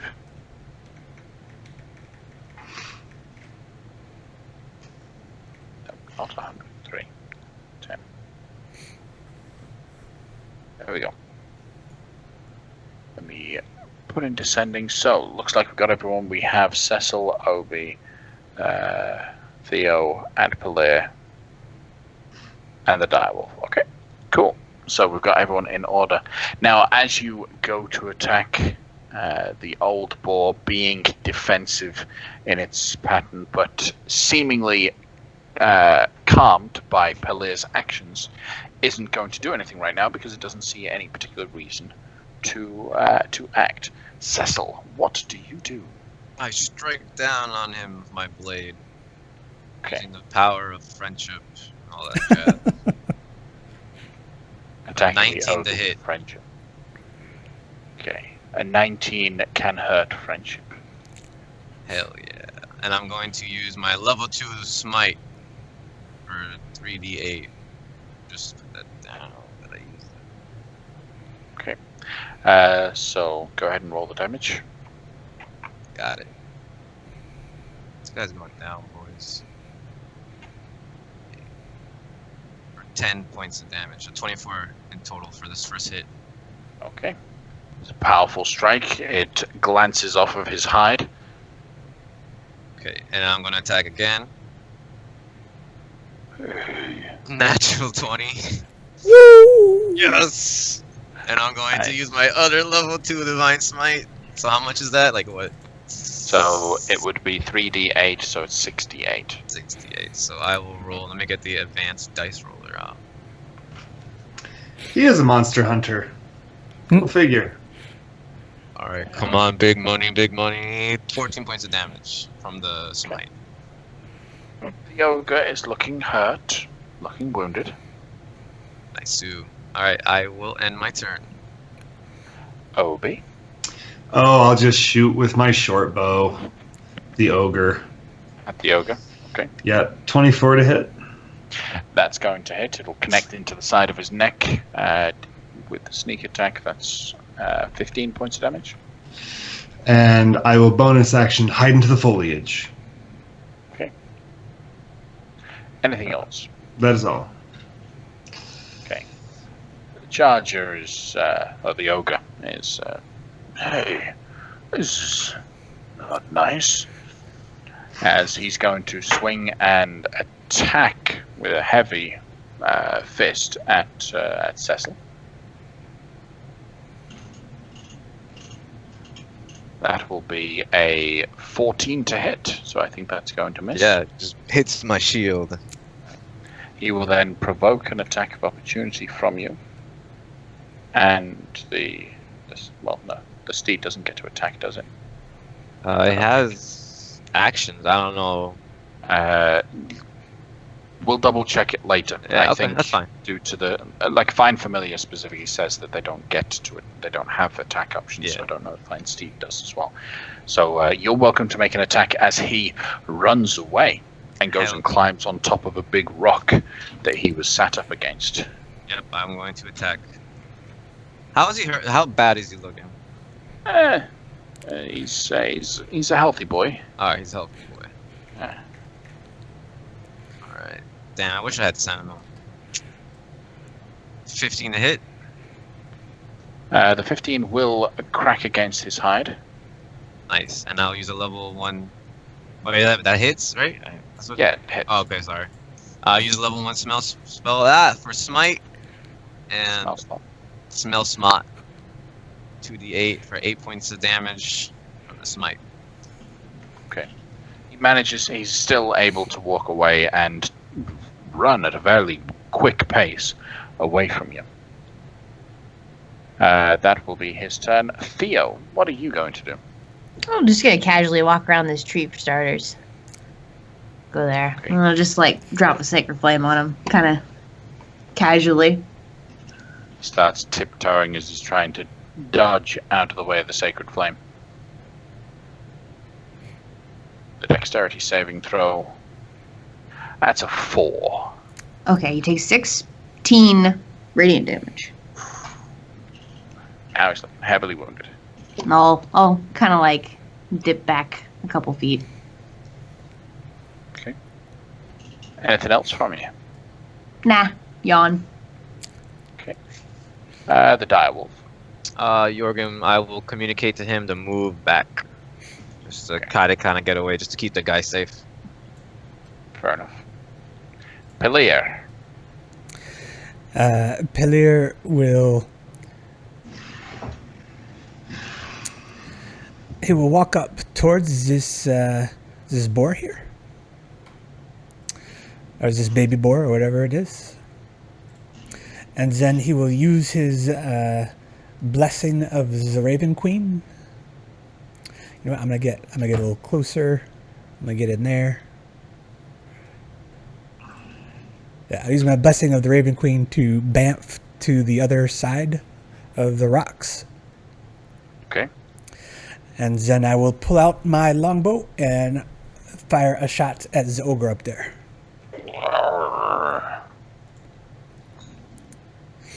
It is a 26 to hit That's going to hit. for 11 piercing. Okay.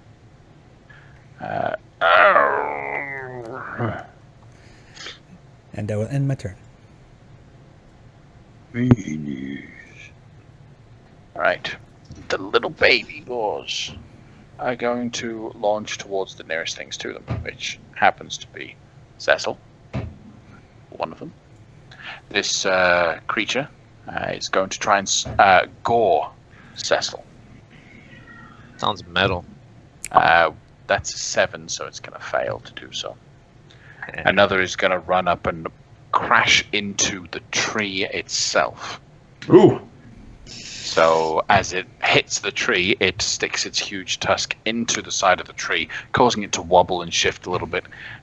Obi, roll a dexterity saving throw. Can I get advantage because I have claws? Like, hold on. No. All right, 12. Well, okay. You will fall out of the tree.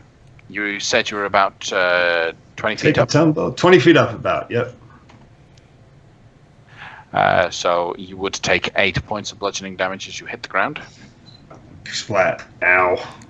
Some monks have this slow fall. Do you have that yet? They do. at the next level. If they use that action, Multi-classing! Ah. to which point, seeing a person on the ground, we have a boar that's going to charge the fella on the ground to gore at you with advantage, since you're now prone. That's a 17 to hit you. 18 is my AC. So it hits the ground next to you, but doesn't actually land. The classic rolling bit. The big one, though, sniffs the air and turns its heavy head towards Pelir.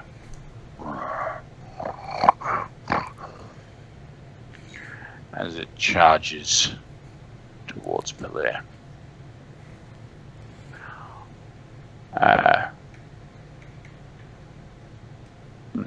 That's weird. For some reason in my multi-attack thing, I decided to say the boar has advantage on perception checks. I didn't put what its multi-attack was. It's 2 attacks, but yeah, so it's going to try and gore you once. That's an 8 to hit, so that's going to miss. And then strikes out a second time. That is a 17 to hit. I will react with shield. Okay. Now, as this crashes against the shield, it's a heavy, forceful blow. You'd be able to learn that this thing is, in terms of its beastly power, is very tough and high damaging, but it would have also tried to knock you prone as it tried to gore and knock you back. Cecil, what are you going to do? I don't know. So he's on top of like a rock, basically, like a mountain thing. Like, it's not really a mountain so much as a large 10-foot high mound of earth. Like if I were to get, because I go 5, 10, 15, 20, 25, I can get right here. He's technically there. I could hit him, right? Yeah, you could. Okay. I'll provoke opportunity attack. Whatever. Alright. Yeah, I'm gonna move there. Okay, you'll take 2 opportunity attacks. They will attack you as you run away. The first is a 19 to hit. That hits. For 5 points of piercing damage. And I need Right. to roll a strength saving throw.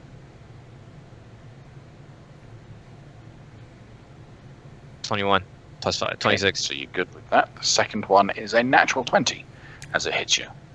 Sick. For 18 points of piercing damage. Got it. And roll a strength saving throw.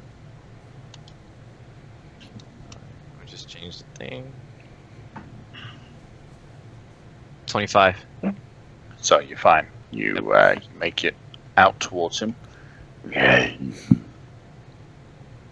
Alright, I'm going to swing at him with everything I got. Just get my sheet up. Jesus.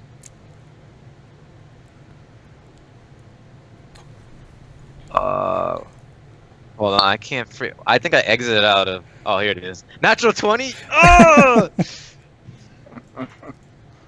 Well done there, Cecil. Well done. I'm gonna... Oh, yeah.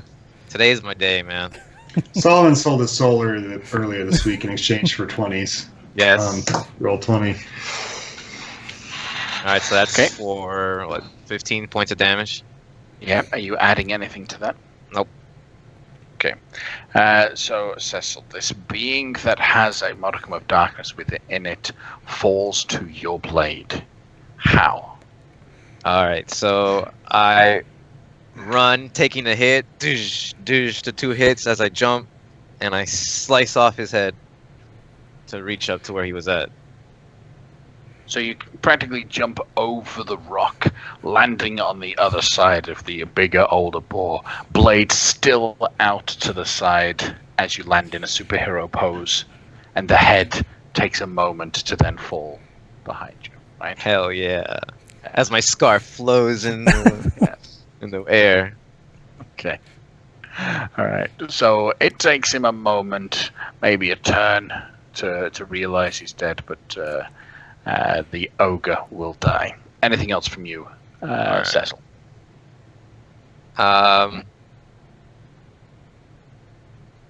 Maybe we can... Damn. Alright. Okay, so I'm going to hit... We're gonna have to fight, I guess. I'm gonna strike at the you don't have to guess. What you would know about these creatures is that they are beasts. They're not monsters. Yeah. They're animals. Animals do tend to act under certain behaviors. Mhm. You can. I'm not saying you should, because you're Cecil. You might just want to kill it anyway. But you can try to tame and calm the beast down, because it's just a beast. I think that's Cecil's job. You know what? Okay, alright. I'm going to, with my blade, I'm going to call the big beast, and I'm going to say, your master's gone. Just stop fighting. No one's milking you anymore. In common. Let me see what else I know. Maybe I got If only something. we had a druid who could talk to Yeah, animals. right. The one time. The one time, she's talked to animals every session. No. I'm gonna say it in Draconic. Let's just say they look like a Draconic type of people. Its ears just kind of perk up and turn as it tilts its head towards you. As it's a beast, it doesn't understand any languages, so it didn't really understand what you were saying there. So we'll go to Obi, who's currently on the floor with 3 baby beasties above him. How big are the baby beasties? About 8 foot tall, from hoof to shoulder. So, I've got that sweet little bracelet with my little wood beads on it. Yeah. I'm going to grab one, I'm going to concentrate really hard and say something in Draconic, and I'm going to cast darkness on the bead. So it radiates out from the bead that's on my wrist. So everything in your immediate vicinity just goes black. Right. And then I'm going to stand up and blind, because I can't see it. I'm going to try to climb on top of the one in front of me. Okay, so this is Like it's a boar, so it's got a little bit of like fur. Just want to swing up on top of that thing. Okay, so this is essentially a grapple check, but we'll do it at disadvantage because you're blinded. Roll a athletics check at disadvantage. Well, okay, all right. Okay. Yep, let's go for it. 8, 5 with disadvantage. So you try to grapple it. It instinctively just goes wild and spins its head around trying to get at whatever it is that just tried to grapple it. You fail to get onto its back. But I'm This standing. wild boar is too wild. Yep, you're standing. So I'm just gonna do. Have you ever seen? Well, maybe have you ever seen cowboys like in a herd of cows? They just kind of have their hands up and just trying to like not get crushed too much. We're just gonna do that, and my turn's over. All right, what does Theo do? She comes around the corner and she's like, "Loud noises!" and casts thaumaturgy and makes a bunch of thundering happen. And I'm gonna essentially try to scare all the beasties off. Okay. Animal handling, intimidation. What would you like to roll to see how effective you are? Between those, I'll probably have an edge on. Is Oh, there animal another- handling. Fun fact. Okay. Is there another that you think you would do better at that you can reason? I mean, no, that's fine. I'm using magic and it's loud noises. I don't know. I imagine the DC wouldn't be too high. That's my only. Yeah. Yeah, it's not too high. Yeah. So that'll be an 18. You hear a cacophony of whimpers suddenly happening from an area of just darkness that's next to where Obi was, and the big mama boar just looks up at the sky. There's a definite look of fear on her form as her hind begins to just shake a little bit. And she's like, "We are shouting!" With your animal handling check, though, with that, you can almost also gain a bit of a an insight into the mindset of the creature. You've terrified the mother, and it can't see its babies right now. So it might be a little bit nervous about that fact, that it can't see its babies. Okay. It's looking for its babies is more or less what you can see it doing. That was an action to do. I can't do nothing else. I know. You could always talk, and if you thought it wise, tell Obi to drop darkness. She is talking very loudly. Oh, we knock it off! No, yell, but knock off the darkness. Anything from the direwolf? Nah, he's just chilling with the guy. He's just doing like this, probably messing him around. Tap lights off. Anything from Pelir?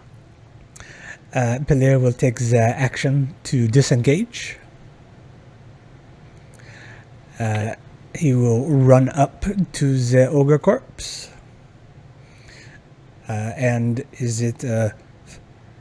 how It can I... wouldn't take much to remove the belt by itself. If you want to specifically try and pry the stone out of the belt, that will still require another check. I'll just take the belt if I have the economy to do so. You now have a magical belt that in your hand seems to shrink to your size. And I will continue traipsing along the raised area and taking the... No, I will not. I will not also raise my voice. I think Theodora is doing a fine job with the scaring. Okay. And my turn. Then, Obi, are the babies still in darkness? Are they blinded during the scary moment while they're whimpering? I mean, yeah. I can't drop it except on my turn. It's up. So. Oh, you can drop concentration on spells whenever.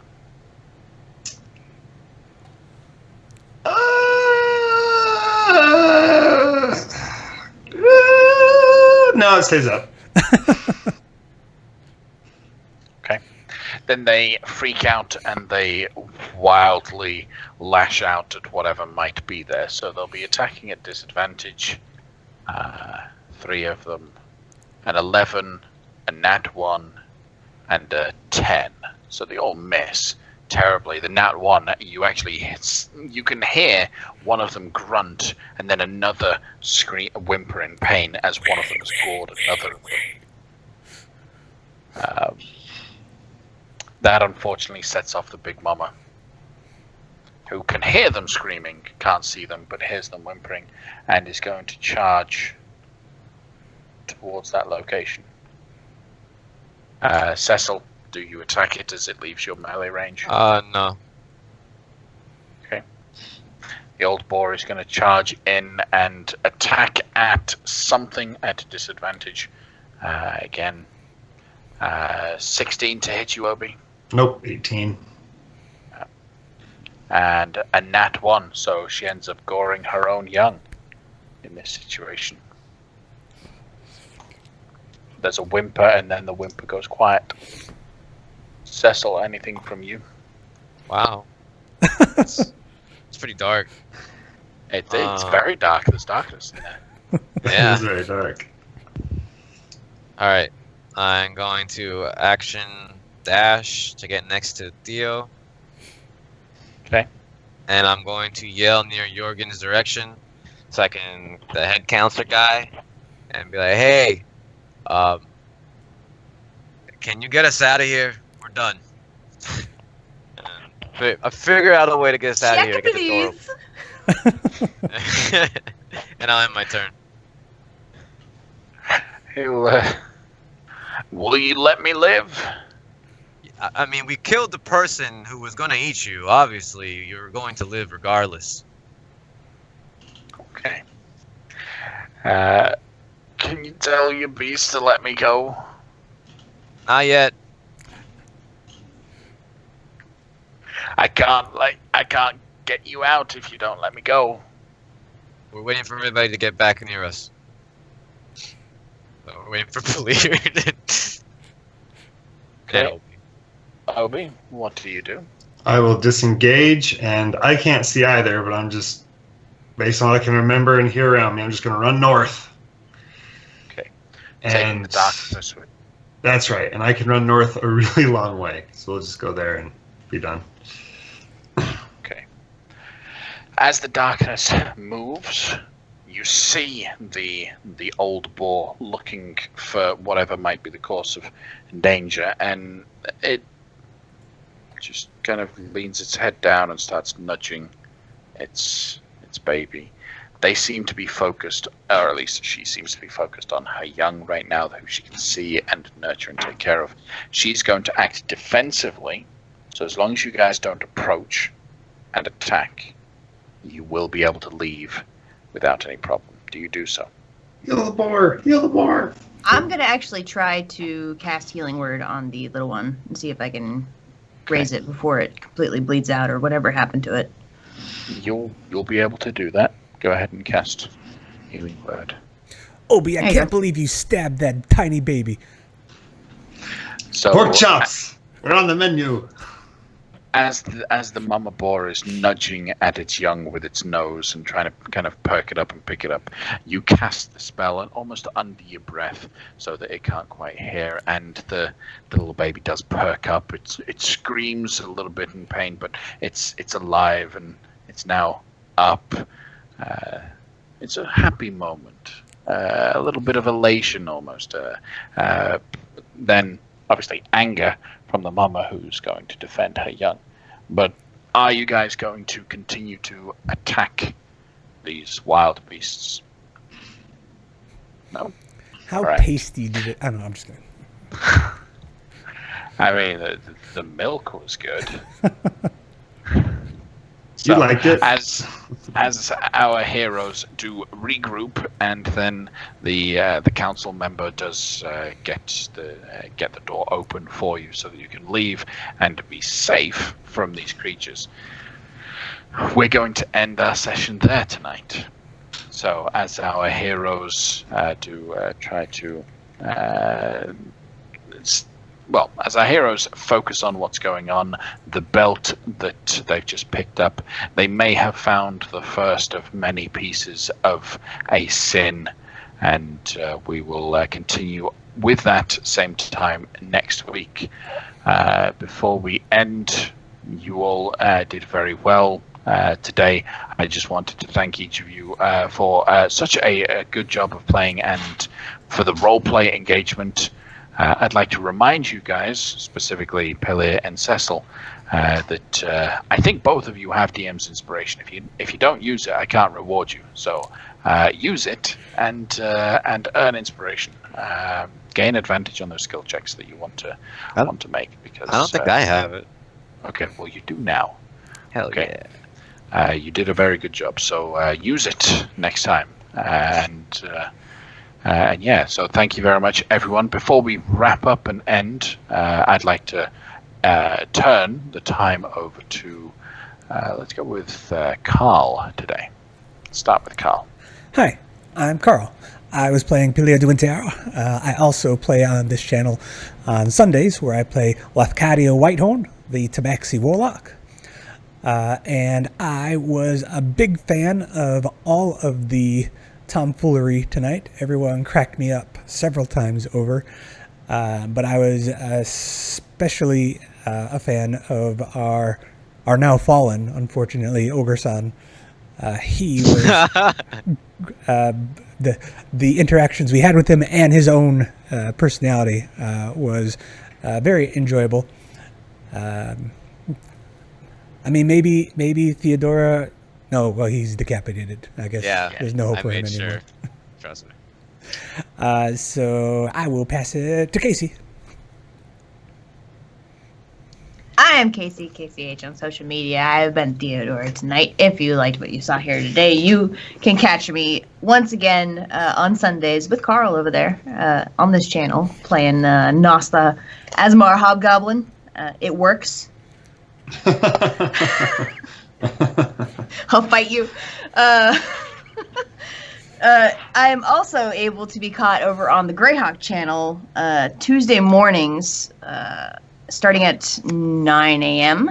EST. This upcoming Tuesday, we're doing a one shot, like a little monster mercenary Suicide Squad thing, where I will be playing another hobgoblin who is something of an enchanter. So I'm hoping that will be as fun as it sounds. So you can catch me there doing that. And then Fridays, starting at 5 p.m. EST, you can also catch me on The Old Faith, playing Eunice, the Halfling Barbadron. I will also, fun fact, be at Gen Con this year, starting at the beginning of August there. So if you're walking around and you see me, feel free to say hi. I will say hi back.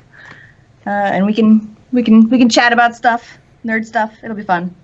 As far as, like Carl said, I had there were some real good moments. I cut up a couple times. Let's see. There are 3 in particular. I think I will go with Obi licking the drink at the start of the session with the cat tongue. That was A+ role playing there. And I will pass it on to Solomon. What is up? I'm Solomon. I play Cecil Hathaway, the illustrious hunter. Don't play anywhere else. Actually, a new home game going on, so that's cool. But I guess my favorite part today. Let's see. I enjoyed the band sesh. I also enjoyed how we're just like in this place, and then like it all started with, hey, these people are short, and then like it just kind of moved into like, hey, there's like an ogre milking like a boar. You know, I thought that was cool. I thought that was really interesting. You know, and I'll pass it on up to Matt. So I'm Matthew. I played Obsidian Dragonfly of Golden Valley Clan, known as Obi, tonight. I am distracted by chat. What I really enjoyed, or you can find me on the social media on Twitter at MatthewKenRBM. And tonight I just enjoyed what must be the greatest rendition of a piano solo that town has ever heard. Just the Nat 20 on just a Waylon piano solo, but with like the lights brought down and like the all the thaumaturgy stuff. It was just peak. I'm thinking if things don't work out with the ogre, we can just come back and charge tickets and make our adventuring career as a promo troubadour band. We'll just be hype men for Cecil to go on tour. So that's my new plan for where I'm going to try to steer the rest of the characters for the rest of the campaign. And we'll judge success in this campaign by how close I get to that by the time we're done. And so I'll pass it back to our DM. So I'm Teo. I'm the Dungeon Master here. Thank you all for joining us tonight. Something that I particularly appreciated in this was Pelir's point or leaning towards hinting to Cecil to check his divine senses for what's going on. That when you're writing little short adventures, little quests like this, you hope the little hints and adventure hooks get taken, and there were a couple things that I was hoping for, and sure enough, Pelir triggered it of his own accord, which was very good, very useful. So it helped to round out, and we can use this. I'm particularly glad that Pelir ended up succumbing to gluttony tonight, and he has the fancy belt right now with a piece of gluttony in it. So we'll see how that works out in the future. But yeah, so I enjoyed it a lot, and I'm looking forward to next week to be able to find out what's going on there. In terms of just what I do, this is what I do. I'm the dungeon master for this show. But please check out the other streams, the other shows that we do on here. They're all of a very high quality, very well done. So I would recommend each and every one of them to jump in. But also, please, if you, as I said before at the beginning, if you like what we do, let us know. Tweet at us that you like our stuff. You can jump into a Discord server that I have set up and talk to us throughout the day and casually just chat about D&D and all of that. In terms of where you can find me elsewhere, I have begun work as an Audible narrator. So on Audible, you can now search Teovanth as a narrator, and there is one short story by me right now. It's my first, and I've got another 5 on the way that I'm very excited for. That should be coming out in the next few weeks. I will post links and whatnot, but with them, there should be a link in the chat or somewhere nearby that you can get a free copy along with a 30-day subscription to Audible. So go ahead and click that link and jump onto that. It helps support myself, the stream, and the author, who did a very good job of writing Away with the Fairies. Thank you very much, everyone, for joining us tonight. If you like what we do, please tell your friends and join us next time. Okay, bye.